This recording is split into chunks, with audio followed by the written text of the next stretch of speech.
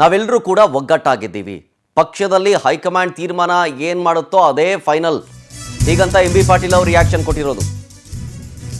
ನಮ್ಮಲ್ಲಿ ಯಾವ ಗೊಂದಲವೂ ಇಲ್ಲ ಅಂತ ಹೇಳ್ತಾ ಇದ್ದಾರೆ ಇವರು M B Patil. D K Shivakumar ಸಿದ್ದರಾಮಯ್ಯನವರು ಏನು ಹೇಳಿದ್ರು ಅದನ್ನೇ ಪುನರುಚ್ಚರಿಸ್ತಾ ಇದ್ದಾರೆ. ಹೈಕಮಾಂಡ್ ತೀರ್ಮಾನವೇ ಅಂತಿಮ ಅಂತ. ರಾಜಕೀಯ ಶಾಶ್ವತ ಅಲ್ಲ ಅನ್ನೋದಂತೂ ಸತ್ಯ. ನಾನು ಹೇಳ್ತೀನಿ, ಯಾರಪ್ಪನ ಮನೇನ ಆಸ್ತಿನೂ ಅಲ್ಲ, ಮನುಷ್ಯನೂ ಶಾಶ್ವತ ಅಲ್ಲ. ಸಿ ಎಂ ಮಾತು ಸತ್ಯನೇ. ನಾವು ಶಾಶ್ವತವಾಗಿರ್ತೀವಿ ಅನ್ನೋದು ಭ್ರಮೆ. 2028ರವರೆಗೆ ಸಿದ್ದರಾಮಯ್ಯ ಸಿ ಎಂ ಆಗಿರ್ತಾರೆ. ಬೆಂಗಳೂರಿನಲ್ಲಿ ಸಚಿವ ಎಂ ಬಿ ಪಾಟೀಲ್ ಅವರ ರಿಯಾಕ್ಷನ್ನು ಅದೇ ಹೇಳಿದ್ನಲ್ಲ, ಇದನ್ನೇ ನಾನು ಹೇಳಿದ್ದು.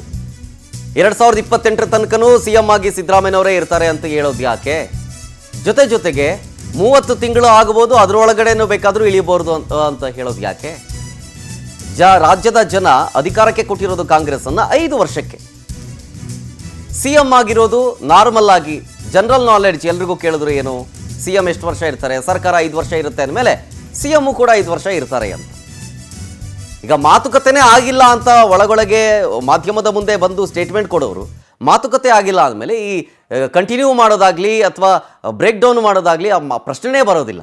ಅದನ್ನೇ ಈಗ ಎಂ ಬಿ ಪಾಟೀಲ್ ಅವರು ಹೇಳ್ತಾ ಇರೋ ಸ್ಟೇಟ್ಮೆಂಟು ಕೂಡ ಮತ್ತೊಮ್ಮೆ ಗೊಂದಲಗಳನ್ನು ಸೃಷ್ಟಿ ಮಾಡ್ತಾ ಇದೆ.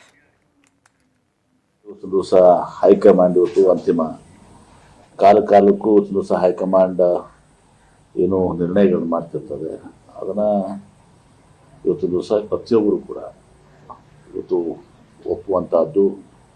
ಹೀಗಾಗಿ ನಮ್ಮ ಪಕ್ಷದಲ್ಲಿ ಯಾವುದೂ ಗೊಂದಲ ಇಲ್ಲ.